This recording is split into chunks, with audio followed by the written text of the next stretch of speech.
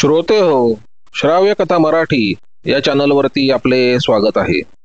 श्रोते हो, आम्ही आपल्याला सध्या श्रीकांत सिनकर यांनी लिहिलेली तुपानी केला घात ही एक पोलीस तपास कथा सादर करत आहे.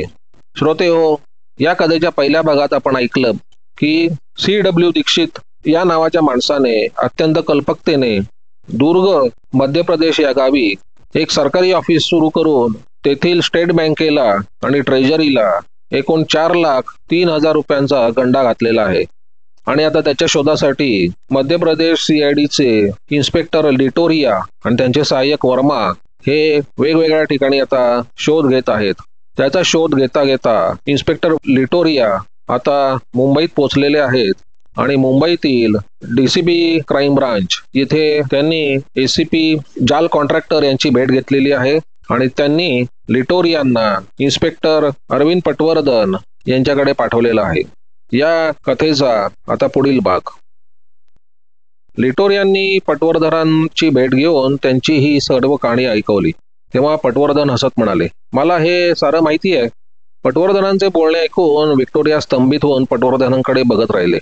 मध्य प्रदेशमध्ये घडलेल्या एका गुन्ह्याची संपूर्ण माहिती मुंबईतील एका CID ऑफिसरला कशी येईल हे त्यांना समजेना. परंतु यात नवल असे नव्हते. लिटोरिया 27 सप्टेंबरला मुंबईत आले होते, पण त्यापूर्वी दिनांक 4 सप्टेंबर रोजी हा दीक्षितचा सारा पराक्रम मुंबई पोलिसांच्या पोलीस नोटीसमध्ये प्रसिद्ध करण्यात आला होता. दुर्ग येथे गुन्हा करून दीक्षित फरारी झाला होता. त्यानंतर मध्य प्रदेशच्या आयजींनी ही घटना वायरलेसवरून देशभरातल्या पोलिसांना कळवून दीक्षित संबंधी काही माहिती समजल्यास आपल्याला कळवण्याची विनंती मुंबईच्या पोलीस कमिशनरांना केली होती. आणि मुंबईच्या पोलीस कमिशनरांनी दिनांक 4 सप्टेंबर रोजी हा प्रकार आपल्या पोलीस नोटीसमध्ये छापलेला होता. 4 सप्टेंबर रोजी प्रसिद्ध झालेला हा सारा मजकूर इन्स्पेक्टर पटवर्धनांच्या लक्षात होता. इन्स्पेक्टर पटवर्धनांना एवढी पक्की खात्री होती की अशा प्रकारचा गुन्हा करणारा कोणीही माणूस मुंबईत नाही आणि अशा प्रकारचा गुन्हा मुंबईत कधी घडलेला नाही. तेव्हा हा माणूस पोलीस रेकॉर्डवर असण्याची शक्यता नव्हती. तरीही लिटोरियांच्या आग्रहामुळे पटवर्धनांनी त्यांना CIDच्या मोडस ऑपरेंडी ब्युरोमध्ये पाठवून दिले, जिथे अनेक गुन्हेगारांचे फोटो ठेवलेले होते. आता चुकून जर दीक्षितचा फोटो तिथे आढळलाच असता तर हा फोटो ओळखण्यासाठी लिटोरियांबरोबर रामस्वरूप मेश्रामही होता. पटवर्धनांच्या तर्काप्रमाणे दीक्षितचा फोटो रेकॉर्डवर नव्हता. आता मुलुंडला जाणे भाग होते. मुलुंडच्या सौ बिजली चौधरीला दीक्षितने तुपाचा डबा पाठवलेला होता. या बिजली चौधरीचा आणि दीक्षितचा काय संबंध आहे हे समजणे जरुरीचे होते. पटवर्धनांनी आपले सहाय्यक हवालदार श्री वसंत साळुंखे यांना लिटोरियांबरोबर मुलुंडला पाठवून दिले. आता लिटोरियांबरोबर प्रत्यक्ष साळुंखे असल्यामुळे मुलुंडला पत्ता शोधण्यास लिटोरियांना कोणताच त्रास पडणार नव्हता. त्या दिवशी दुपारी 1च्या सुमारास ही मंडळी मुलुंड पोस्ट ऑफिसात पोहोचली. इथे साळुंखेने बिजली चौधरीच्या नावाची चौकशी सुरू केली आणि त्यांना एक गोष्ट समजली की बिजली चौधरी याच पोस्ट ऑफिसमध्ये नोकरी करते आणि काही दिवसांपूर्वी तिला दुर्गहून कसलं तरी पार्सल आलेलं होतं. परंतु लिटोरिया साळुंखे जेव्हा पोस्टात पोहोचले तेव्हा बिजली पोस्टात नव्हती. त्या दिवशी ती रजेवर होती. साळुंखेने बिजलीच्या घराचा पत्ता विचारला, परंतु तिचा निश्चित पत्ता कोणाला माहिती नव्हता. परंतु ती मुलुंडमध्ये कुठेतरी राहते एवढे पोस्टात माहिती होते.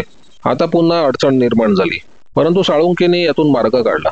त्यांनी बिजलीचे रजेचे नवे जुने अर्ज पोस्ट मास्तरांना बाहेर काढण्यास सांगितले. या अर्जावरून त्यांना पत्ता समजू शकला असता. पोस्ट मास्तरांनी बिजलीचे जुने अर्ज फायलीतून बाहेर काढले. त्यावरून बिजलीचा पत्ता लिटोरियांच्या हाती पडला. ही बिजली चौधरी मुलुंड कॅम्पात राहत होती. लिटोरिया, वर्मा, साळुंखे आणि रामस्वरूप पोस्टातून बाहेर पडले आणि मुलुंड कॅम्पच्या रोखाने निघाले. मुलुंड कॅम्प हा काही लहान विभाग नव्हता. हा मोठा पसरलेला भाग होता. परंतु साळुंखेनी या परिसरातील आपल्या परिचित मंडळींकडे चौकशी करून शेवटी बिजलीचे घर शोधून काढले. परंतु घडले असे होते की या घरात बिजली राहतच नव्हती. इथे कोणीतरी भलतेच बंगाली कुटुंब राहत होते. बिजली काही महिन्यापूर्वी इथे राहत होती, परंतु ती नंतर ठाण्याला कुठेतरी राहायला गेली होती.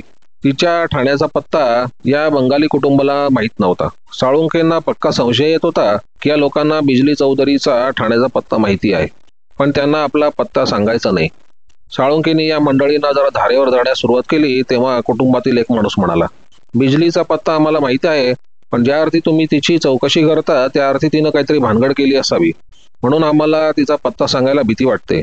तुम्ही तिला आमचं नाव सांगू नका. ती ठाण्याला वर्तक नगरात राहते. साळुंखेनी मग नीट चौकशी केली. बिजली ठाण्याच्या वर्तक नगर सोसायटीत राहत होती. या सोसायटीच्या 3-4 इमारती होत्या. त्यांचे बांधकाम अजून पूर्ण झाले नव्हते. यापैकी कुठल्या तरी एका इमारतीत बिजली राहत होती. त्या इमारतीचे नाव मात्र त्या गृहस्थाला माहिती नव्हते. मात्र तिथे ब्युटी साडी शॉप म्हणून एक दुकान आहे आणि या दुकानाशी बिजलीचा संबंध आहे अशी माहिती साळुंखेंना समजली. आता लेटोरिया, वर्मा आणि रामस्वरूप साळुंखेंबरोबर ठाण्याला जाण्यास निघाले. ठाण्याला जात असताना लेटोरिया थोडे अस्वस्थ झाले होते.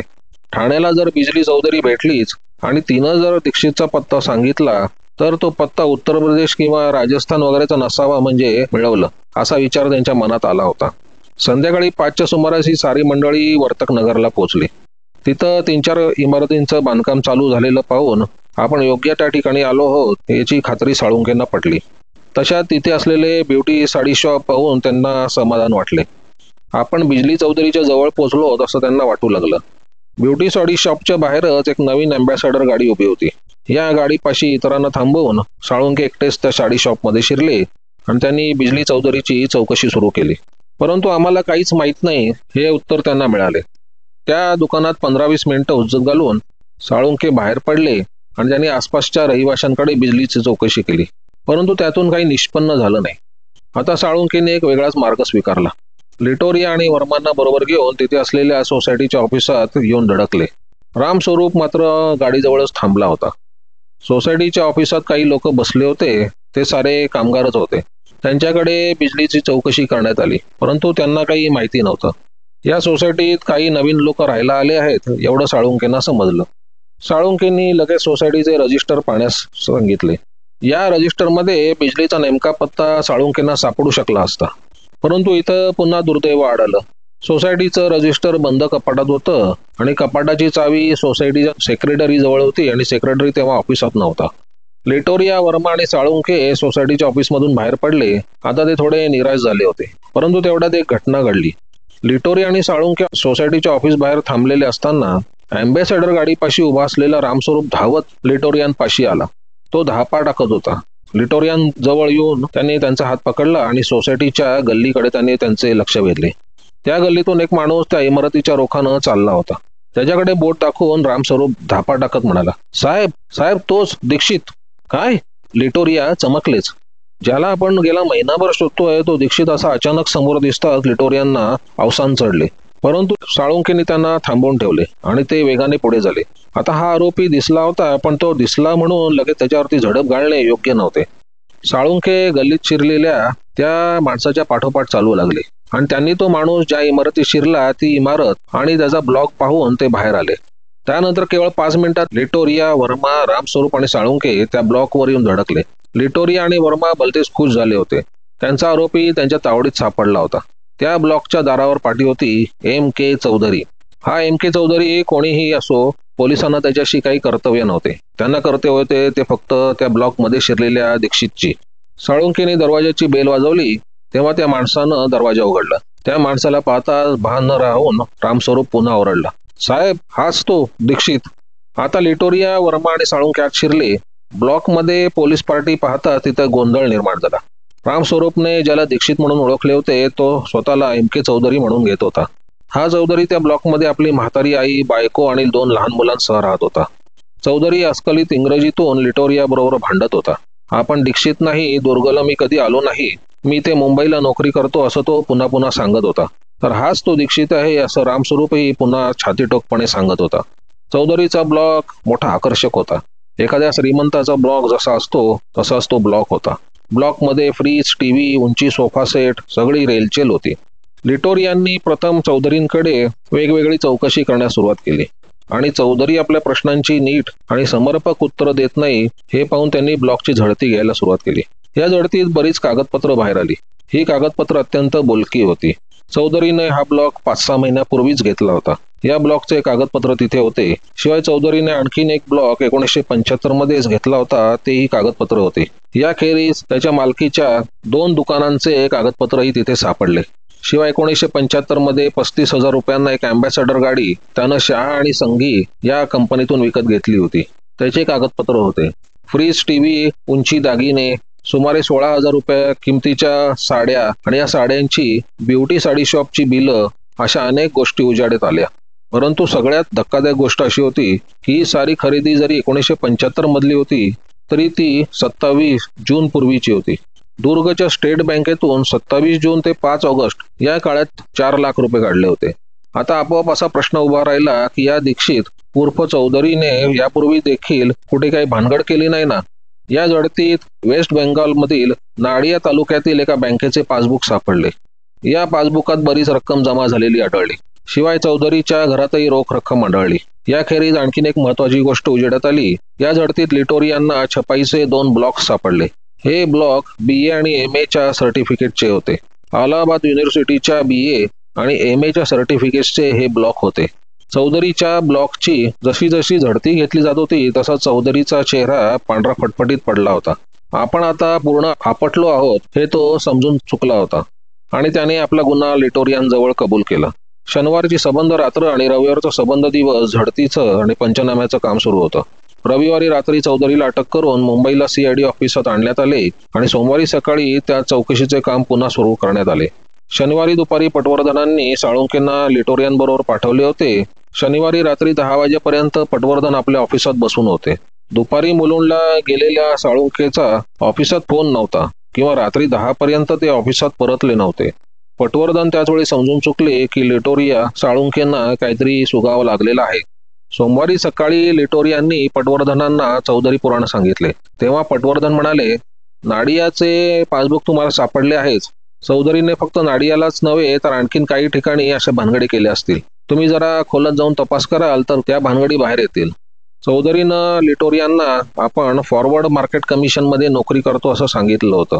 पटवर्धन लिटोरियांना म्हणाले, तुम्ही त्याच्या ऑफिसातही चौकशी करा. तिथेही तुम्हाला चौधरीची आणखीन माहिती मिळेल. आणि पटवर्धनांचे म्हणणे तंतोतंत खरे ठरले. लिटोरिया आणि वर्मा चौधरीला बरोबर घेऊन त्याच्या ऑफिसात पोहोचले तेव्हा त्या ऑफिसात चौधरींबद्दल बरीच वेगळी माहिती बाहेर आली आणि चौधरी कसा माणूस आहे ते अधिक स्पष्ट झाले. मुंबईत मरीन लाईन्स येथे असलेल्या फॉरवर्ड मार्केट कमिशन या ठिकाणी या चौधरीने नोकरीसाठी अर्ज केलेला होता. हे कमिशन केंद्र सरकारच्या आधिपत्याखाली होते आणि कमिशनने भारतातील वेगवेगळ्या वर्तमानपत्रात कमिशनला ज्युनियर रिसर्च असिस्टंट हवा असल्याची जाहिरात दिली होती. या जाहिरातीनुसार चौधरीचा अर्ज आला होता. या अर्जात मी 1963 साली SSC, 66 साली BA आणि 68 साली MA झालो आहे आणि अलाहाबाद युनिव्हर्सिटीचा मी पदवीधर असून मला शिक्षक पेशाचा 2 वर्षाचा अनुभव आहे. मी इंदोर येथील KN ज्युनियर कॉलेजमध्ये नोकरी केली आहे. मी झुराव या अनुसूचित जातीचा असून पहिल्या नोकरीत मला पुरेसा पगार मिळत नसल्याने सोडली आहे असा मजकूर चौधरीनं लिहिला होता. चौधरीच्या अर्जाप्रमाणे त्याला सरणा येथून मुंबईला बोलवण्यात आले. चौधरीने अर्जांमध्ये आपला पत्ता care of Indal Singh, government district library, Sarna, Madhya Pradesh असा लिहिला होता. चौधरी मुंबईत आला आणि त्याला फॉरवर्ड मार्केट कमिशनमध्ये नोकरी मिळाली. त्याच्या नोकरीचा पहिला दिवस 21 जुलै 1971 हा होता. आता चौधरीने ऑफिसमध्ये आपला पत्ता care of Mukund Sawant, Sawant mansion, Karnik road, Kalyan असा दिला. या ऑफिसमध्ये चौधरीला दरमहा 500 रुपये पगार मिळणार होता. या ऑफिसात काही दिवस काम केल्यानंतर चौधरीने ऑफिसात आपला पत्ता बदलला.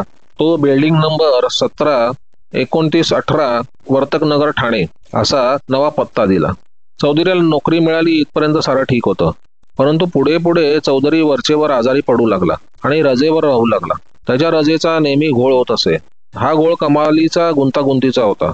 एकदा का तो रजेवर गेला म्हणजे तो आपली रजा सतत वाढवत राहायचा आणि डॉक्टर सर्टिफिकेट दाखल करून आजारपणाचे पैसे ऑफिसातून घ्यायचा. चौधरीच्या रजेचा घोळ असा असायचा ते जाणून घेण्यासाठी आपण 1975 साल बघूया. दिनांक 14 जानेवारी 1975 रोजी चौधरीने ऑफिसला रजेचा अर्ज पाठवला. त्या अर्जात त्यानं म्हटलं होतं की मला अल्सरचं ऑपरेशन करायचं आहे, तेव्हा ऑपरेशन आणि विश्रांतीसाठी मला 16 जानेवारी ते 14 फेब्रुवारीपर्यंत माझी रजा मिळावी. म्हणजे चौधरी रजेवर असताना त्यानं रजा वाढून मिळावी म्हणून अर्ज केला होता.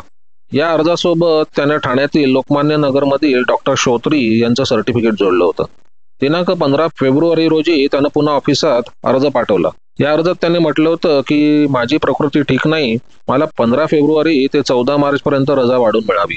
17 मार्च रोजी पुन्हा त्याचा अर्ज आला. त्या अर्जात त्याने आपली रजा 31 मार्चपर्यंत वाढून देण्यास सांगितली. या दोन्ही अर्जांसोबत डॉक्टर श्रोत्रींचे सर्टिफिकेट होते. ऑफिसनं आपली रजा मंजूर केली आहे किंवा नाही याचा विचार न करता चौधरी रजेवर राहत होता. दिनांक 1 एप्रिल रोजी चौधरी कामावर हजर झाला. यावेळी त्याने आपण बरे झाल्याचे डॉक्टर श्रोत्रींचे सर्टिफिकेट अर्जाला जोडले होते. चौधरी ऑफिसात येताच कमिशनचे असिस्टंट सेक्रेटरी पिल्ले आणि इन्स्पेक्टर ऑफिसर श्री होनावर यांनी चौधरीची चांगली कान उघडणी केली आणि या दोघांनाही चौधरीच्या वर्तनाचा संशय येत होता. 1975 साल उजाडल्यानंतर चौधरीनं प्रथमच दिनांक 1 एप्रिल रोजी ऑफिसात हजर झाला. परंतु हजर झाल्यानंतर तो किती दिवस कामावर होता? दिनांक 12 जून रोजी चौधरीला ऑफिसच्या पत्त्यावर एक तार आली. ही तार रायपूरहून कोणी कालिकानंदने पाठवली होती. त्या तारेत आई आजारी आहे, ताबडतोब निघून ये असा मजकूर होता. ही तार हात येताच चौधरीनं 9 तारखेला रजेचा अर्ज केला आणि आलेली तार अर्जाला जोडून 30 जून पर्यंत रजा मागितली. प्रत्यक्ष आई आजारी असल्याची तार असल्यामुळे त्याची रजा मंजूर झाली. चौधरी रजा घेऊन रायपूरला निघून गेला. चौधरीनं दिनांक 1 जुलै रोजी रायपूरहून ऑफिसला तार पाठवली की मी आईला रायपूर मेन हॉस्पिटलमध्ये दाखल केले आहे. ती आता मरणाच्या वाटेवर असून 15 जुलैपर्यंत माझी रजा वाढवावी.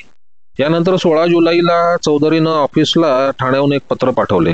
या पत्रात म्हटले होते की मी माझी फॅमिली घेऊन रायपूरला जात असून आई आता काही दिवसांची सोबती आहे. माझी रजा 16 ऑगस्टपर्यंत वाढवावी. आता ऑफिसात संशयाचं वातावरण निर्माण झालं. श्री पिल्लेंना चौधरीचा संशय वाटू लागला. त्यांनी ताबडतोब एकूण 2 पत्र रवाना केली. त्यातील एक पत्र चौधरीला त्यानं दिलेल्या केअर ऑफ रमा चौधरी, मुक्काम पोस्ट कुलकुरी, रायगड जिल्हा, मध्य प्रदेश या पत्त्यावर पाठवले आणि दुसरं पत्र medical officer incharge Raipur main hospital Raipur यांना पाठवलं. मेडिकल ऑफिसरला लिहिलेल्या पत्रात पिल्लेंनी म्हटलं की चौधरी 16 जुलैला 1 महिन्याची रजा घेऊन रायपूरला आलेला आहे.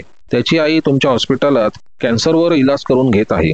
त्याच्या आईला खरोखरच कॅन्सर झाला आहे का आणि झाला असल्यास आईच्या देखभालीसाठी चौधरीनं तिथं राहणं आवश्यक आहे का, हे हॉस्पिटलचं सर्टिफिकेट मला पाठवून द्यावे. पिल्लेंनी याच पत्राची एक प्रत चौधरीला कुलकोटीच्या पत्त्यावर पाठवली होते. पिल्लेंनी हे पत्र 23 जुलैला पाठवलं होतं. रायपूर हॉस्पिटलमधून काही उत्तर येण्यापूर्वी दिनांक 4 ऑगस्ट रोजी चौधरीनं आपल्या ऑफिसला एक तार पाठवली. या तारेत त्याने म्हटले की माझी आई मरण पावली असून मी पिंडदान करण्यासाठी गया येथे जात आहे. गयाहून मी माझ्या गावी कुनकुरीला जात आहे. मी वेळेवर ऑफिसात हजर न झाल्यास मला क्षमा करावी. इथं आश्चर्याची गोष्ट अशी की चौधरीची आई जिवंत होती. ठाण्याच्या ब्लॉकमध्ये लिटोरियांना ती सापडली होती. परंतु आई जिवंत असताना चौधरीनं त्या माऊलीला कॅन्सर चिटकवला होता. तिला रायपूरच्या हॉस्पिटलमध्ये दाखल केली होती आणि तिला स्वर्गात पाठवून दिलं होतं आणि तिचं पिंडदान पण उरकलं होतं. यानंतर 21 ऑगस्टला ठाण्याहून चौधरीनं ऑफिसला पत्र पाठवलं. या पत्रात त्याने म्हटलं होतं की मी आईची सारी क्रिया आटपून ठाण्याला आलो आहे, परंतु मला ब्लड प्रेशरचा झटका आला असून माझी मनस्थिती ठीक नाही. सध्या मी माझ्या फॅमिली डॉक्टरची औषधं घेत असून माझी रजा 11 ऑक्टोबरपर्यंत वाढवावी.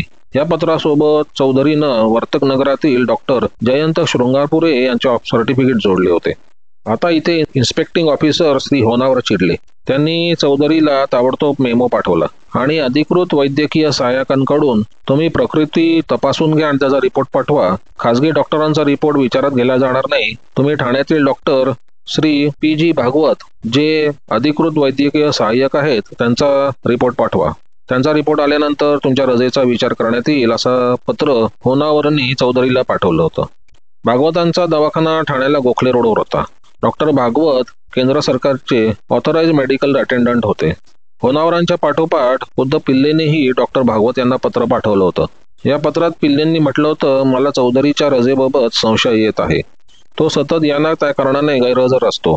आता पुन्हा त्याने 8 आठवड्यांची रजा मागितली आहे आणि सोबत डॉक्टर जयंत शृंगारपूर यांचे सर्टिफिकेट जोडले आहे.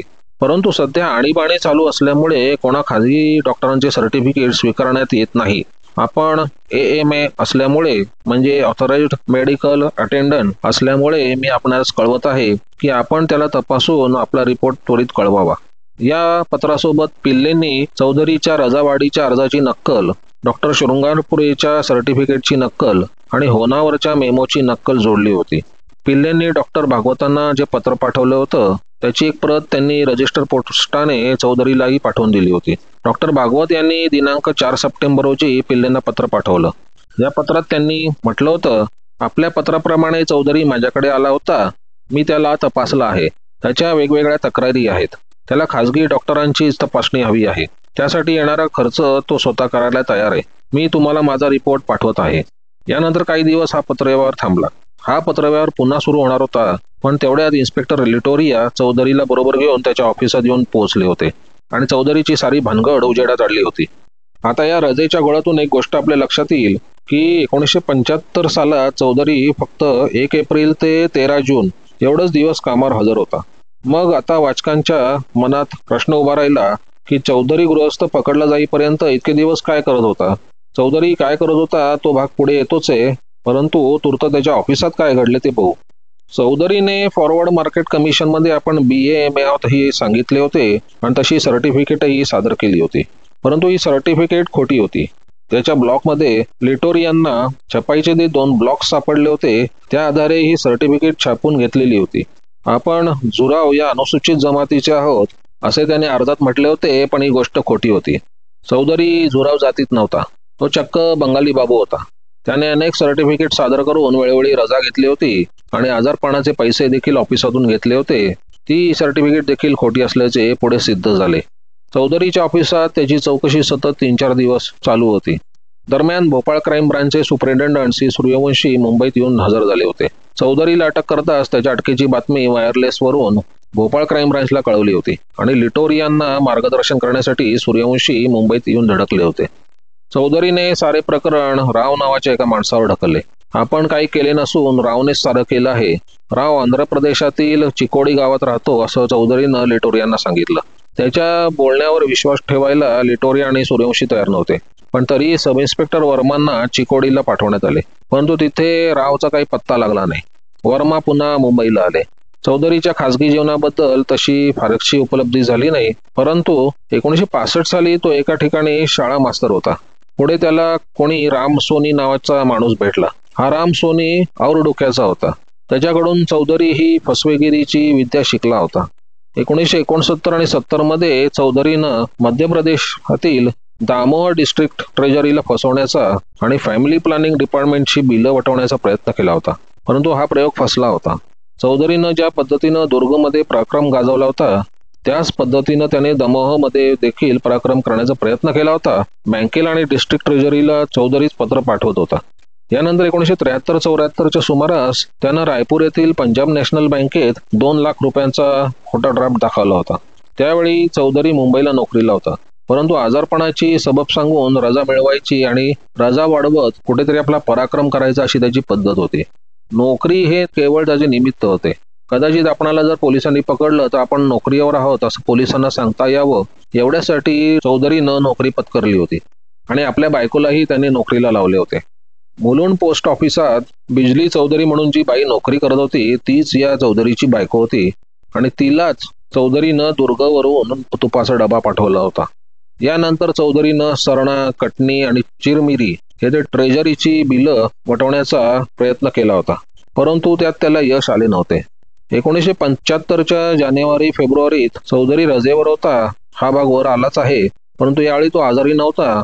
या काळात चौधरी वेस्ट बेंगॉलमधील नडिया येथे आला होता आणि नेहमीप्रमाणे त्याने इथल्या ट्रेजरीची 2,30,000 रुपयांची बिलं वटवली होती. जानेवारी-फेब्रुवारीत 1975 मध्ये चौधरीच्या हातात 2,30,000 होते. त्यापूर्वी पंजाब नॅशनल बँकेत वटवलेल्या खोट्या ड्राफ्टचे 2 लाख त्याच्या हातात होते. याच रकमेतून त्याने ठाण्याला नवा ब्लॉक घेतला. ठाण्याला ब्युटी साडी शॉप बाहेर नवी अँबॅसेडर गाडी उभी होती, ती पण चौधरीनेच घेतली होती. 75च्या सुरुवातीस चौधरीच्या हातात 2,30,000 रुपये पडले होते. तर 75च्या ऑगस्टमध्ये चौधरीनं दुर्गमध्ये आपला पराक्रम दाखवून 4,03,555 रुपये मिळवले होते. नाडियाच्या एका बँकेत चौधरीने आपली बरीच रक्कम ठेवली होती. ते पासबुक लिटोरियांना सापडले होते. त्या पासबुकाच्या आधारे चौधरीचा नाडिया येथील गुन्हाही उजेड आला होता. मुंबईत ते तपास काम बरेच दिवस सुरू होते. पुढे हे तपास काम जेव्हा संपले तेव्हा लिटोरियांनी दुर्गहून एक पोलीस ड्रायव्हर मुंबईत बोलावून घेतला. त्यांना चौधरीची अँबॅसेडर गाडी दुर्गला न्यायची होती. केवळ गाडीच नव्हे तर ठाण्याच्या ब्लॉकमध्ये लिटोरियांना ज्या ज्या वस्तू सापडल्या त्या एकजात साऱ्याच वस्तू लिटोरियांनी ट्रकमधून दुर्गला पाठवून दिल्या. या साऱ्या वस्तू गुन्ह्यात मिळालेल्या रकमेतून खरेदी करण्यात आल्या होत्या. यानंतर मुंबईचे सारे तपासकाम संपल्यानंतर चौधरीला त्याच्याच अँबॅसेडर गाडीमधून दुर्गला नेण्यात आले. दुर्गला पोहोचल्यानंतर लिटोर यांनी आपले तपास काम पुन्हा सुरू केले. दुर्ग, सटना, कटनी, रायपूर, दामोह, नाडिया वगैरे ठिकाणी तपास करून चौधरी विरुद्ध जास्तीत जास्त पुरावा जमा केला आणि पुढे दुर्ग कोर्टात चौधरीचे आरोपपत्र दाखल करण्यात आले. या खटल्याचे प्राथमिक कामकाज संपल्यानंतर पुढे हा खटला सेशन्स कमिट करण्यात आला. मध्य प्रदेशात हा खटला चांगलाच गाजला. खटल्याची सुनावणी सेशन्स कोर्टात सुरू होती आणि चौधरीला कडक शिक्षा होणार ही गोष्ट उघड होती. त्याच्यासाठी जेलचे दार एकदा उघडले गेल्यानंतर तेच दार पुन्हा चौधरीसाठी अनेक वर्ष उघडले जाणार नव्हते. बहुधा या गोष्टीची कल्पना चौधरीला होती, म्हणून त्याने आपल्या सुटकेसाठी एक मार्ग शोधून काढला. दिनांक 20 एप्रिल 1976 रोजी चौधरीला जेलमधून सेशन्स कोर्टात नेत असताना चौधरी अर्ध्या रस्त्यातच वाटेत कोसळला. तो खाली कोसळता क्षणी त्याला बराबर उलट्या होऊ लागल्या आणि पुढे काही मिनिटातच चौधरीची प्राणज्योत विझली. दिनांक 21 रोजी दुर्गच्या पोलीस सुपरिटेंडंटना आणि जेल सुपरिटेंडंटना पत्र मिळाली. ही दोन्ही पत्र आदल्या दिवशी चौधरीने लिहिली होती आणि आपण 20 तारखेला विष पिऊन आत्महत्या करणार आहोत असं चौधरीने या दोन्ही अधिकाऱ्यांना कळवलं होतं. चौधरीने आत्महत्या केली. पुढे पोस्टमॉर्टमच्या वेळी त्याच्या पोटात विष सापडले. पण चौधरी जेलमध्ये असताना त्यानं हे विष कुठून मिळवलं, कसं मिळवलं या गोष्टी काही उजेडात आलेल्या नाहीत. चौधरीनं हे विष कुठूनही मिळवलं, पण अखेर त्याने आत्महत्या केली ते वाईटच झालं. त्याला पश्चाताप झाला असावा आणि म्हणून त्यानं आत्महत्या केली असावी. हे जरी खरं म्हणलं तरी पश्चातापावर केवळ आत्महत्या हाच काही अंतिम मार्ग नव्हता.